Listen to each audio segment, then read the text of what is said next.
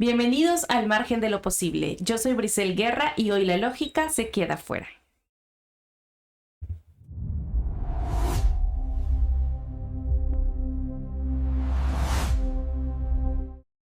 Es para mí un gusto poder compartir con ustedes que están en casita en nuestro tercer episodio, pero también con el invitado de este episodio en esta ocasión. Estoy con Eder Villavicencio, un amigo, compañero de trabajo también, así que gracias. Efecto de sonido. Ahora nos acompaña Eder y nos va a contar algo, bueno, es muy personal, así que agradecerle que esté aquí con nosotros y que lo vaya a contar también. Pero creo que también es importante contar ese tipo de testimonios, ¿verdad? En donde contra todo pronóstico la vida da un giro, ¿verdad? Así que cuéntenos, ¿cómo inicia todo? Muchas gracias, Brice, por el espacio.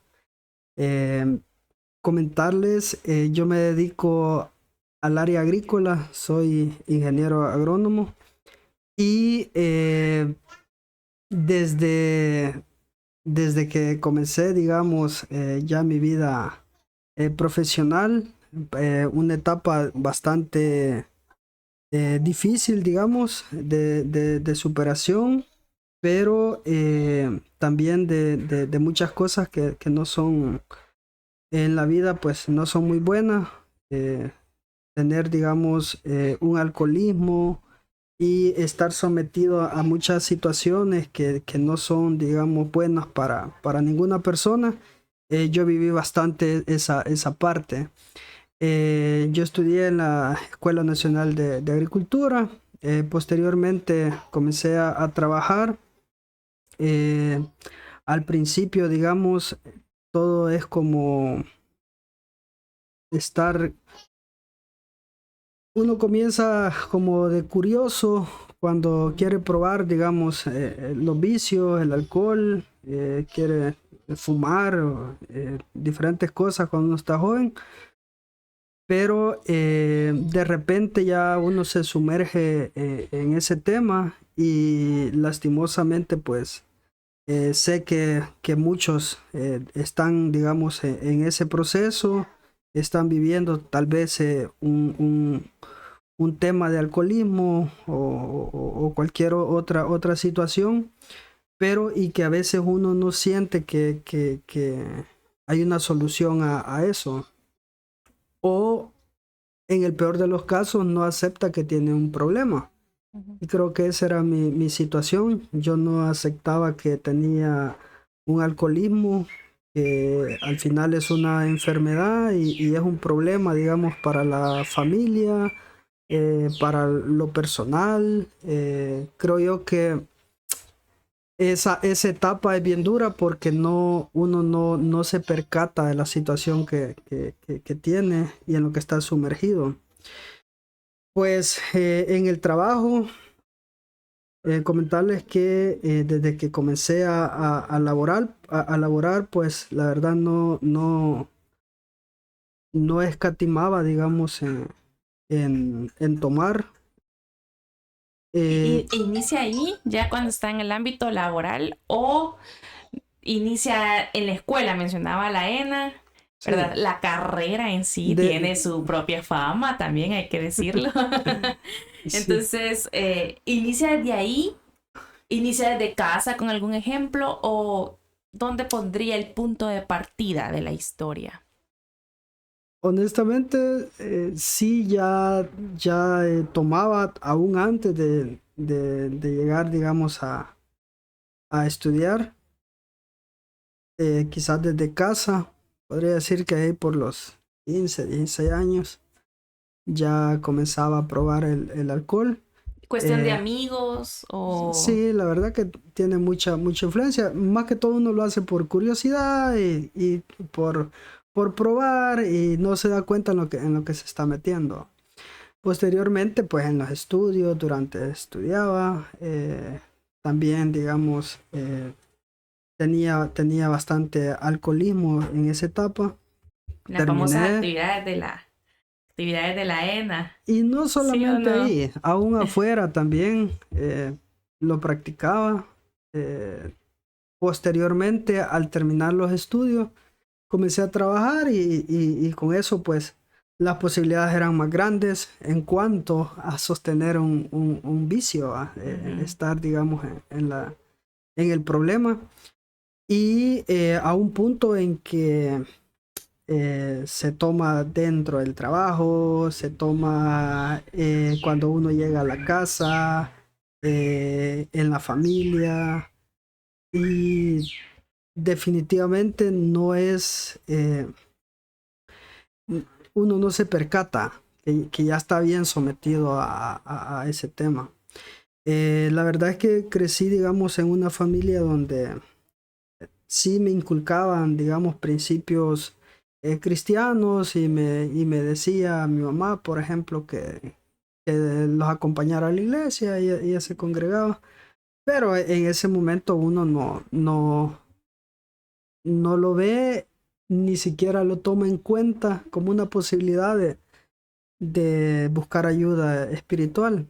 Entonces uno cree que en sus propias posibilidades uno puede hacer lo que quiera, que el dinero es de uno y que uno puede ocupar, digamos, los recursos que puede estar haciendo, ocuparlos para lo que uno quiera.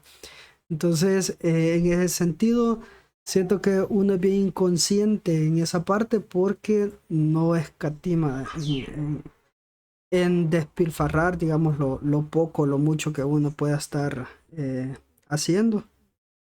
Y afecta, digamos, demasiado a la familia. En ese tiempo yo ya tenía un hogar, cuando yo estaba trabajando, ya, digamos, tenía la familia, ya estaba acompañado. Y definitivamente era un círculo, como una espiral, digamos, en el vicio, en donde uno no, uno se siente vacío y busca, digamos, hay una gran presión en el trabajo, hay una presión, digamos, de influencia de la familia, de los amigos, y que uno debe de estar sometido al tema, digamos, en el alcoholismo. Entonces, a un punto que manejar, digamos, bajo los efectos del alcohol era normal, o sea, Ya era no una medía rutina. consecuencias, digamos. No se miden las consecuencias. De hecho, no se miden. Mientras uno, cuando uno está tomando, está sometido en este problema, definitivamente no mide las consecuencias, no. Eh, ¿Cómo era su rutina en ese momento, digamos?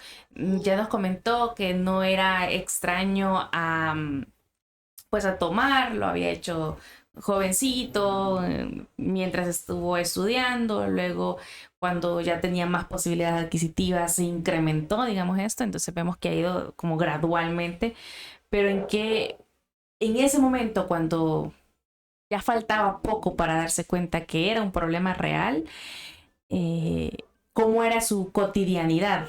¿Qué tan presente estaba ahí el alcohol en su diario vivir?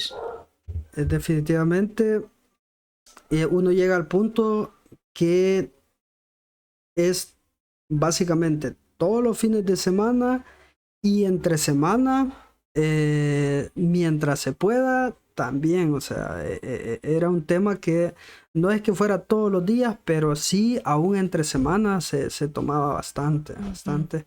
Y los fines de semana, que era casi que por ley. Entonces, llegar a la casa, salir, cualquier, digamos, La excusa era buena. excusa era buena, sí, cualquier excusa. Entonces, yo sentía que en realidad a mí el alcoholismo me hacía bastante daño. De hecho, eh, llegó un momento en que ya no, cuando tomaba demasiado, se perdía el conocimiento, así se manejaba. Uno A veces no sabía cómo llegaba a la casa, o sea, el carro El lo carro llevaba, conducía. el carro conocí. Pero sí, es un tema, digamos, bastante complejo y, y llega a un punto en que eso colapsa. Ese punto es bien importante. O sea, no era solamente la frecuencia con la que lo hacía, sino la cantidad que ingería también. Ya era llegar a un Correcto. punto de quedar inconsciente. Sí, sí, la verdad es que era un problema bien fuerte. Eh, ¿Algún ejemplo de una vez que haya pasado algo así? muchas veces, o Antes de sea, llegar al punto de quiebre, digamos, un ejemplo previo. no, la verdad es que lo normal era comenzar, digamos, a tomar temprano después de la jornada de trabajo, a veces con los mismos clientes o con los mismos amigos o con los mismos compañeros de trabajo, eh, a un punto en que ya ya en la noche que uno pierde el control. Recuerdo, yo me quedaba en Zacate, me quedaba en la zona de La Paz y sí, muchas veces uno no sabía cómo llegaba al lugar donde uno duerme, ¿no? Y así era aún para llegar a la casa los fines de semana, era similar, salir a tomar, salir con los amigos, salir con familiares y regresar, digamos, y uno cuando toma, pues es terco. Uno dice que uno maneja Sí. mejor, uno tiene esa percepción que en realidad, pues, es mentira. O sea, las probabilidades de tener accidentes es más alto. Y gracias a Dios, pues, de todo el tiempo que pasé en esa etapa, sí no tuve un percance así de un accidente vial, Me pero imagino sí que hubo la un suerte tope. incrementaba Sí. la rutina, digamos. No, no me ha pasado nada, no pasa Sí, nada. cabal. Ujú. Sí, y uno se fijaba a veces con conocidos que tenían accidentes y quedaban, digamos, en muy mal estado y uno decía, gracias a Dios que a uno no le pasa eso, va, Ujú. y ojalá nunca le pase, va. Pero no era un tema como para recapacitar y decir, sí, estoy haciendo algo mal. Yo siempre creía que simplemente el esfuerzo personal de uno bastaba como para salir adelante y yo me enfrascaba en leer, a mí me gusta leer mucho, eh, pero a pesar de eso pues tenía ese problema y al final se da cuenta uno que hay un momento en que uno pierde todo. Entonces creo que esa etapa fue bien crucial, creo que son los propósitos a veces de Dios para que uno recapacite y haga un Ujú. cambio en su vida. Entonces, eh, hubo un momento en la vida en donde sí ya yo sentía que a ese ritmo que iba, no iba a terminar en nada bueno, Ujú. definitivamente. Sí lo Eh, reconocía. sí reconocía, sabía que tenía que hacer algo porque uno llega a un punto, después cuando ya está bien sometido, en que piensa en que debe de hacer algún cambio en algo, pero al final solo se queda ahí y vuelven otra vez Mm. los motivos para volver a tomar, volver Ujú. a caer en ese círculo y entonces hasta que sucede algo. En este caso, pues recuerdo que eh, después de haber tomado todo el día en una actividad, eh, yo tuve, digamos, un percance y fui capturado, o sea, me llevaron, digamos, Un con- accidente vial. había un accidente, de hecho, Ajá. pero yo pasé y me dieron persecución estaba la policía ahí y me dieron persecución Había Porque un sí, yo accidente donde iba, habían policías ajá, y correcto. usted literalmente pasando iba. Pasando iba, Ajá, pero sí, o sea, se veía que iba a bajar los efectos. ajá. Entonces, sí me capturaron. Yo me di a la fuga en ese momento ¿Cuánto tiempo y fue pasé 72 horas. Ajá, 72 horas. No, pero de la persecución. Pues fueron un par de kilómetros. O sea, ajá, no fue mucho tiempo, pues, pero Ajá. sí me dieron persecución. Y Miren, yo voy a aprovechar a preguntar esto. ¿Qué piensa alguien que se da a la fuga? ¿En serio creen que van a lograr escapar? como le digo, mientras uno está bajo los efectos, uno siente que, o sea, no pasa nada, ¿va? Y que Sí. puede hacer lo que uno quiera y que no le importa. Pero sí, cuando ya me capturaron, fue un tema ese Sí. día. Me llevaron por conducción peligrosa y definitivamente creo que ese fue, digamos, un antes y un después, ¿va? Sí. Ajá, entonces yo sentía que definitivamente había algo en mí que me decía que tenía que hacer cambios y creo que fue lo que Dios ocupó para que yo recapacitara. Ujú.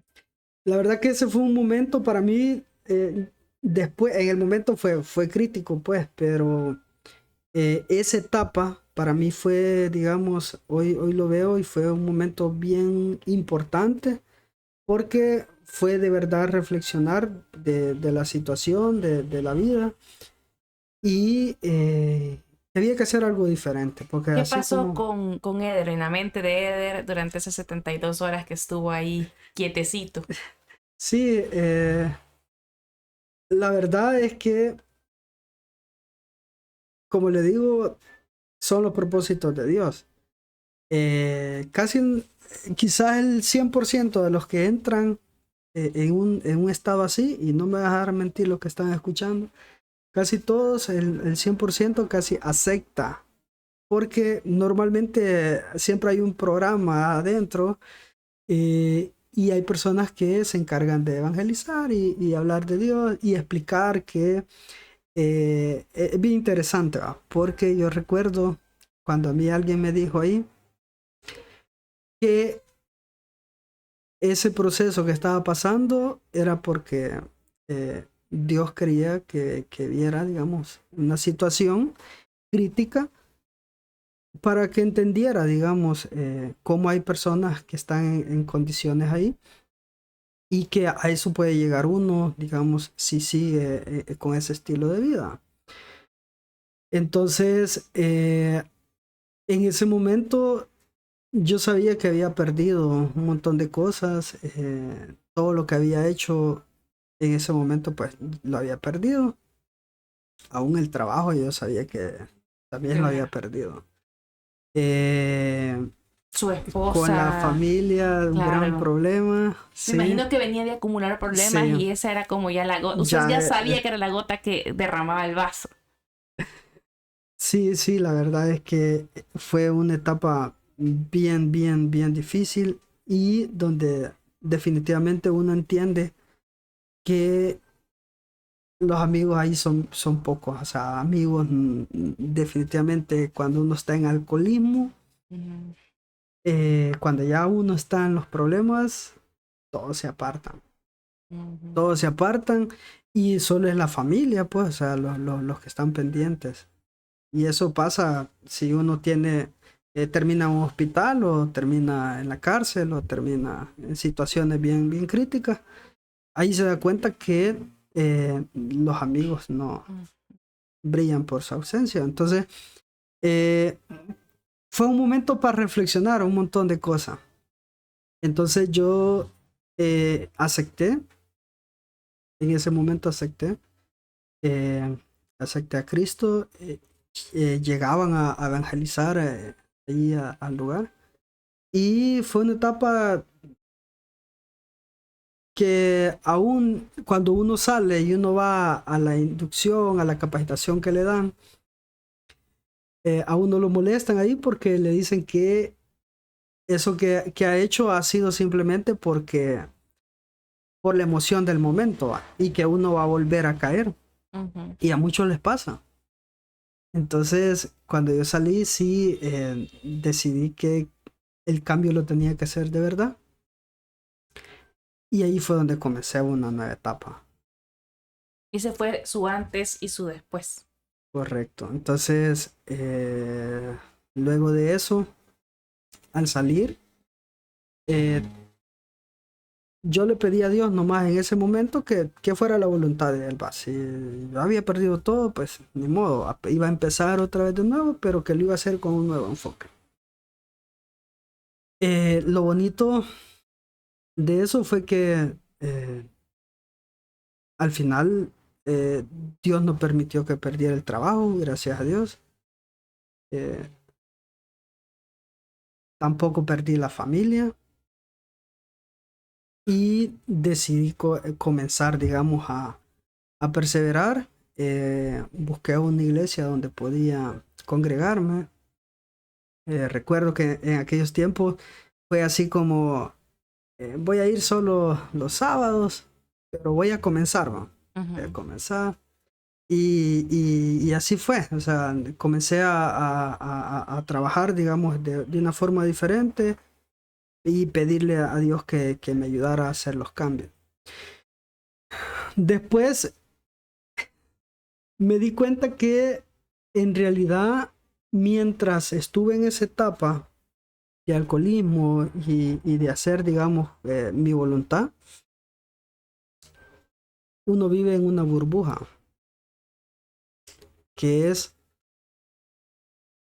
un mundo en donde uno puede pasar años, la vida se puede acabar ahí y no avanza. Porque cuando ya hice el cambio y empecé a hacer las cosas diferentes, a pedirle la dirección a Dios,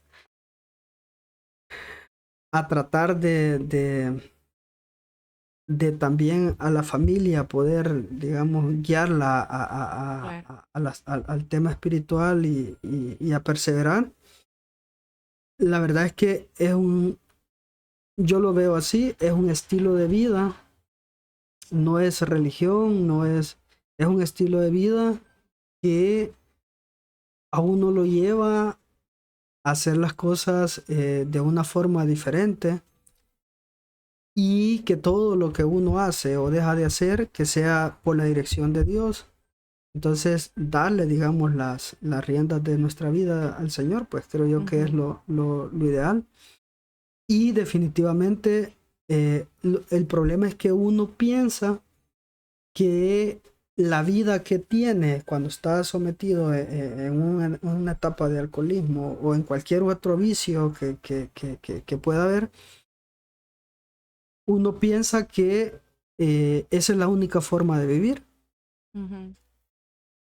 y ese es un gran error, porque hoy después me doy cuenta que uno no necesita alcohol para divertirse. Ujú. Uno no necesita andar haciendo un montón de cosas que antes hacía para sentirse bien. Eh, Aprende a valorar más la familia, aprende a hacer muchas cosas que digamos, antes eran impensables. Ujú. De hecho, a eso yo le llamo la misericordia de Dios, porque al final Dios no le paga mal a uno, es uno el que le paga mal a Él. Claro. Toda la vida. Entonces, eh, y no significa que uno sea perfecto. O sea, uno siempre comete errores, pero cuando nosotros tenemos ese temor de Dios, entonces eh, la vida se ve de una forma diferente. Todo lo que uno hace es de una forma diferente y allí sí encuentra amigos uno. Me di cuenta también que cuando uno se somete y empieza a trabajar, la gente que está alrededor de uno es más honesta y de verdad son amigos. Cuando usted está en problemas, es gente que sí le está Trata de cerca, ayudar. trata de ayudar, trata de aconsejar, trata Sí, de... Entonces, todo lo contrario a estar en el en el mundo. mundo. Ujú. Entonces, Posterior a eso, logré terminar mis estudios. Ya, digamos, empecé a hacer la carrera, digamos. Yo no había terminado mi ingeniería después de la ENA.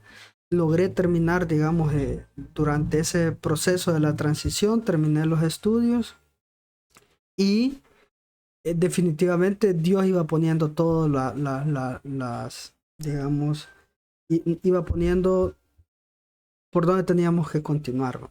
Entonces, eh, posterior a eso, fue una etapa bien dura porque en el área en la que yo trabajo, que es ventas del área agrícola, el pensar que uno no va a tomar con los clientes, eso es bien complicado. Entonces, cuando ya me enfrenté a esa etapa, fue así como, ¿y qué voy a hacer, va?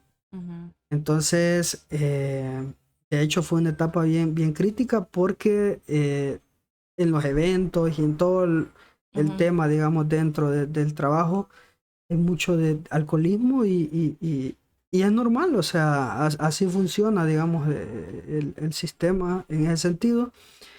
Entonces, yo tenía que adaptarme a no hacer eso. Y esa etapa fue, digamos, fue bien compleja, pero al final sí se puede.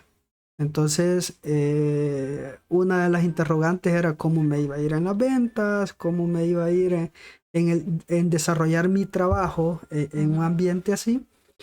Y definitivamente yo solo le pedí a Dios que fuera Él, ¿no?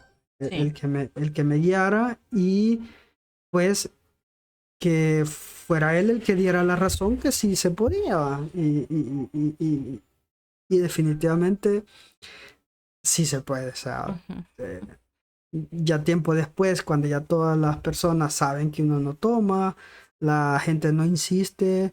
Es más, muchos muestran ese apoyo, algunos comentan que quisieran salir de esa etapa también, pero que les es bien difícil, ¿no?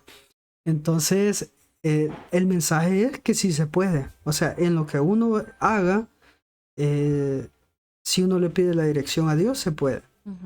Entonces, al contrario, o sea, el pensar que no iba a funcionar, Dios le dice a uno, mira, vos puedes hacer muchas cosas más. Sí. Entonces, se empezaron a dar más oportunidades. De hecho, cuando uno ya pasa a una etapa de cambio en la vida, la personalidad, la forma de actuar y todo, creo yo que hasta uno se vuelve de más confianza, le dan más responsabilidades y de ahí fueron surgiendo oportunidades. Me enfrenté a que tenía que seguir estudiando. Después que había terminado de la ENA, terminé la ingeniería, empecé a estudiar la maestría. Saqué una maestría en administración de empresa y al mismo tiempo casi se me dio la oportunidad de gerenciar, digamos, dentro de la empresa en la que trabajo, la parte de ventas. Actualmente pues sigo ejerciendo la función de gerente de ventas y ya, digamos, ya terminamos en 2024, nos graduamos de la maestría en administración de empresa. Y definitivamente,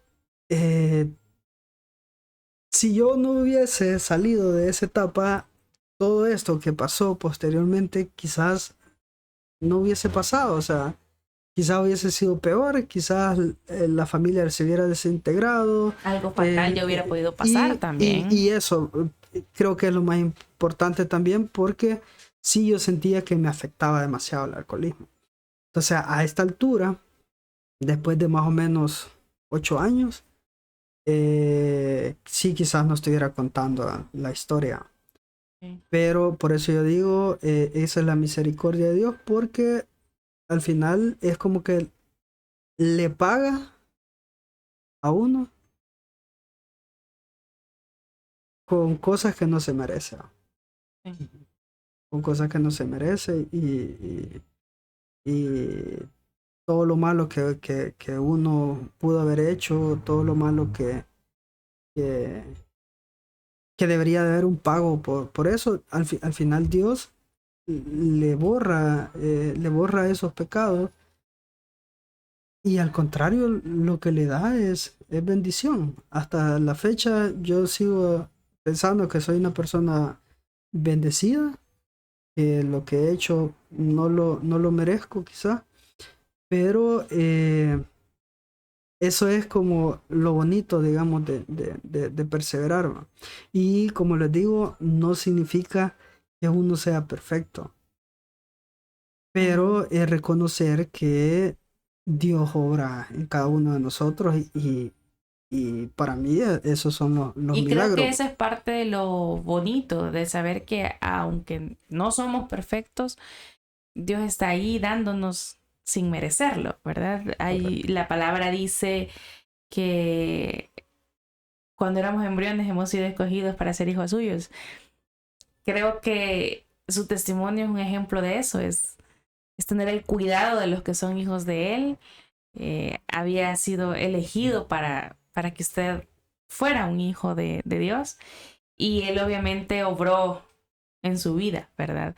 Y me atrevería a decir que fue un hijo de Dios que reflexionó rápido, ¿verdad? Y que bastó con un susto para encarrilarse y no necesitó, digamos, esta parte dura también de quizás llegar hasta a perder su hogar o a perder el trabajo o algo mucho peor, haber tenido un accidente grave y quedar Es correcto. paralítico, algo más grave, Ujú. digamos, sino que literalmente le puso pausa a su vida durante 72 horas, ¿verdad? Puso a personas que le hablaran de él Sí, y estaba su corazón ya dispuesto para correcto. ese cambio. Y quizá agregar a eso es que todos tenemos ese acceso. O sea, es una cuestión de reconocer que necesitamos la dirección de Dios. Todos tenemos esa posibilidad, pues, de disfrutar, digamos, de una vida mucho mejor, bajo la voluntad de Dios. Pero uno es el que se limita a que eso. Porque le digo, o sea, conozco mucha gente que ha pasado por lo mismo y siguen igual, o sea, no recapacita, no dicen hay que hacer un cambio y las cosas les están sucediendo y les están sucediendo y creo yo que somos nosotros mismos los que nos privamos de tener, digamos, la bendición de Dios, la dirección de Dios y el propósito que Él quiere para nosotros, Así es. porque nosotros queremos hacerlo a nuestra voluntad. Ujú. Así que esa es mi historia. No, Espero que muchísimas sirva. gracias, gracias por el testimonio, Eder. La verdad es que cuando me lo contó, que ha estado tímido aquí, por cierto, Eder, porque me lo contó, digamos, con un poco más de detalles también. Y la verdad es que son testimonios que sí valen la pena porque tocan vidas. A lo mejor alguien lo escuche o vea el video, ¿verdad? En cualquiera de nuestras plataformas y diga, no, no fue casualidad que tenga que escuchar este testimonio, ¿verdad? Dios está hablándome a mí y me está diciendo que también ese tipo de bendiciones y transformación la puedo tener en mi vida siempre y cuando yo lo permita. Entonces, nada es casualidad y no es casualidad que esté aquí contando también su testimonio. Así que muchísimas gracias por habernos acompañado, Eder.